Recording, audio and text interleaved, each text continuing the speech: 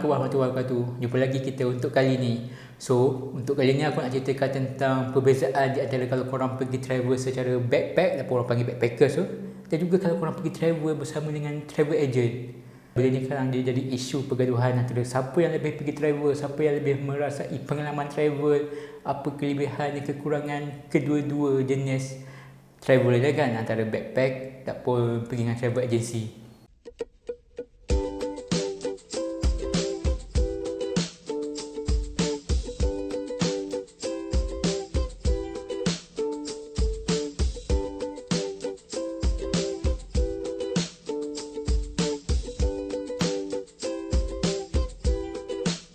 Aku sendiri pun aku ada pengalaman menggunakan dua-dua ni. Ada tempat yang aku pergi backpack, ada tempat yang aku kena ambil travel sebab mungkin susah untuk aku sampai ke tempat tu, dan juga untuk keselamatan aku dan juga family aku. Yang pertama, kalau kita pergi secara backpackers memang sebenarnya kita belajar berdikari. Kiranya daripada kita pergi ke negara itu sampailah kita balik, semua kita buat sendiri. Daripada booking flight, booking penginapan, cari itinerary, dan semua benda tu kita kena buat sendiri. Kalau kita tak buat memang shock lah, memang pening kepala nanti bila dah sampai tempat tu. Apa nak buat, bila sampai tempat tu hotel tak ada. Semua benda tu kita kena selesaikan sendiri dan cari sendiri. Dan pula bila kita dah malas nak buat benda ni, kita hire je travel agency, bagi je duit kat travel agency, dan travel agency akan buat semua untuk kita. Kita hanya pergi dan enjoy dan balik semula. Kita dah tak payah nak fikir apa-apa lagi. Semua dah diuruskan oleh travel agency. Bagi aku, bila korang pergi sendiri memang banyak benda yang korang akan belajar lah, daripada segi survival. Dan bila korang ada masalah tu, macam mana korang nak kena selesaikan sendiri masalah tu. Tak selesai, tak boleh balik, dan tak selesai juga masalah.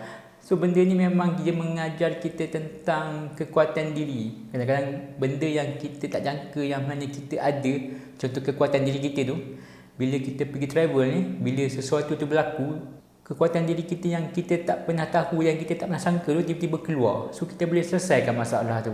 Itu yang aku cakap kan, benda ni bila korang pergi backpack sendiri ni, dia mengajar korang tentang pengalaman dan juga macam mana untuk berdikari. Dan yang kedua adalah kalau macam korang pergi secara backpackers ni, bagi aku sebenarnya dia memberi korang lebih banyak masa untuk explore tempat apa yang ada kat situ, dan juga korang ada lebih banyak masa untuk berinteraksi dengan penduduk lokal. Dan aku tak nafikan kalau macam kita pergi dengan travel agency, memang kita tak perlu fikir cara nak pergi ke tempat tu, and then kita pun boleh jimat masa pergi ke sana ke sini. Tapi bila pergi sendiri ni adalah korang boleh explore lagi lah. Kalau macam korang sesat, memang kalau kita pergi sendiri ni memang ada kalanya kita akan sesat. Bila sesat tu memang kita kena tanya dengan penduduk sekitar. Itu dah berlaku interaksi. Kita lebih memahami budaya lah, sambil sembang tanya tentang nak pergi tempat tu. Kita pun boleh selitkan lah, tanya macam kehidupan dia kat sini macam mana, kalau kehidupan seharian diorang macam mana. Walaupun sebenarnya diorang tak boleh cakap bahasa Inggeris, tapi berdasarkan pengalaman aku, bila kita tanya tu, tunjuk ke apa kan, kita tetap juga faham, sebab apa yang dia nak sampaikan tu mudah untuk faham. Dan bagi aku juga, sebenarnya kalau nak travel secara backpackers ni, dia sebenarnya korang punya stamina tu kena kuat lah. Bagi pendapat aku secara peribadi, tak kisahlah korang muda tak pun berusia, tapi sekiranya kalau korang ada stamina yang kuat, korang boleh lah untuk travel secara backpack. Boleh nak pergi naik pengangkutan awam, naik turun, dan boleh jalan kaki sejauh sampai 2 km ke dan sebagainya. Tapi kalau macam korang ada isu dalam kesihatan, contoh kalau orang yang lebih berusia yang tak boleh nak berjalan jauh dan penat, better korang ambil dengan travel agency. Sebab kalau travel agency ni kita boleh ikut suka kita, kita nak ambil private transport ke, dan kebiasaannya memang travel agency dia akan pergi secara group lah, yang dengan bas pun. Tapi kalau kita nak pergi secara private pun boleh.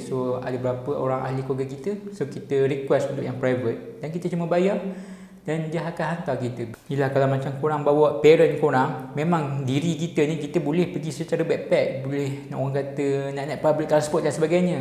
Tapi parent kita tu, macam aku pun dulu sebelum ni aku pernah pergi ke Aceh. Kalau aku pergi Aceh, aku pergi seorang, aku boleh survive.